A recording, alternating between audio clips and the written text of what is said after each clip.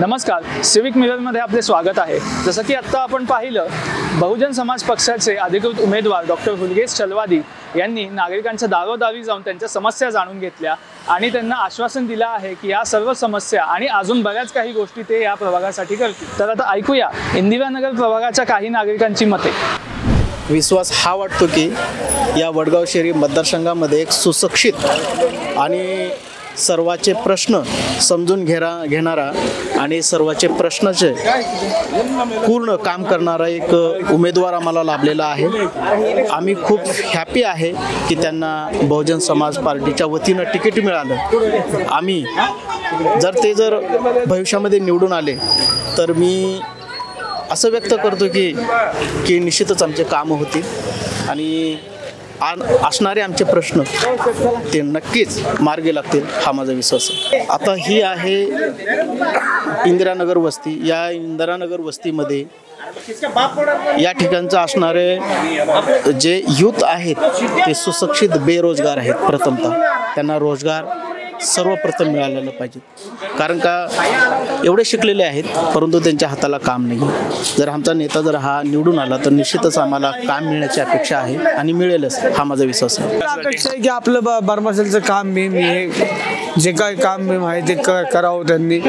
आम्हाला काय त्यांची पैशाची अपेक्षा नाही, तसले काय अपेक्षा नाही, फक्त आपलं बारमासेलचं जे आहे काय ते काम करावं। त्यांचं बी टिंगरनगर जे काय आहे काम ते करावं, एवढी अपेक्षा आहे त्यांच्याकडून। यांच्याकडनं आमचं एक अपेक्षा आहे, लाईटीचे अंडरग्राउंड कामे झाली पाहिजे। जे मोक्कार पोर आहेत त्यांना कामे लागलं पाहिजे। जे एज्युकेशन लिस्टमध्ये काम त्यांना शाळा शिकायला थोडी मदत झाली पाहिजे। तर लोकांना रोड वगैरे नीट, पाणीचा व्यवस्था नीट झालं पाहिजे। चेंबर ड्रेनेज लाईन वगैरे ह्याचेही कामं झाले पाहिजे।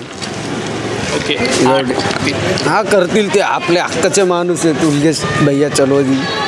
मी त्यांच्याकडं जुना काम आत्तापर्यंत त्यांना ओळखतो, मी 25-30 वर्ष झालं ओळखतो। ते चांगले माणूस आहेत, ते निवडून आले तर चांगलंच होईल, आपल्या वस्तीचं पण चांगलं होईल आणि पुढं वडगाव शहरीचं चांगलं करतील ते। नाही ते त्यांना सांगावं लागणारच नाही, स्वतःहून करतील ते। स्वतःहून करतील पूर्ण काय असेल ते। प्रथमतः हे जे आहेत डॉक्टर हुलगेश चलवादी हे इंदिरानगर बर्मासेल मधील रहिवासी आहेत। तर त्यांचं काम यांनी आधी नगरसेवक म्हणून भूषवलेलं आहे। त्यामध्ये अनेक चांगल्या कामांचा प्रोजेक्ट त्यांनी इथं आणला होता। त्यांनी एक सुशिक्षित मुलांसाठी एक छोटंसं स्कूलपासून आज CBSE बोर्ड हे पुण्यात एक पुणे इंटरनॅशनल स्कूल म्हणून चांगले दर्जेदार स्कूल आणि चांगलं एज्युकेशन यामार्फत त्यांनी एक जो मोठा प्रोजेक्ट पुणे इंटरनॅशनल स्कूल येथे CBSE SSC बोर्ड या मुलांकरता एक चांगलं, या शाळेमध्ये कमीत कमी 7,000 विद्यार्थी शिकू शकतात इतकं मोठं स्कूल त्यांनी निर्माण केलं। त्यांचे वडील अण्णा यांचं स्वप्न होतं की सर्वात पुणे इंटरनॅशनल स्कूल हे मोठं झालं पाहिजे पुण्यामध्ये। त्यांनी त्यांची पूर्ण इच्छा पण पूर्ण केली। आता डॉक्टर हुलगेशभाई चलवादी जर आमदार झाले तर सगळे पाण्याचा पुरवठा त्यांनी 10 गॅरंटीज जे कार्ड दिलेलं आहे त्यामध्ये कॅमेऱ्याचा प्रश्न मांडला आहे त्यांनी, एज्युकेशन आणि टँकरमुक्त जो प्रोजेक्ट त्यांनी केलेला आहे, खूप छान प्रोजेक्ट आहे। आणि जर या भागामध्ये जर आमदार म्हणून जर निवडून आले तर ते अतिशय चांगल्या दर्जेदार काम करतील।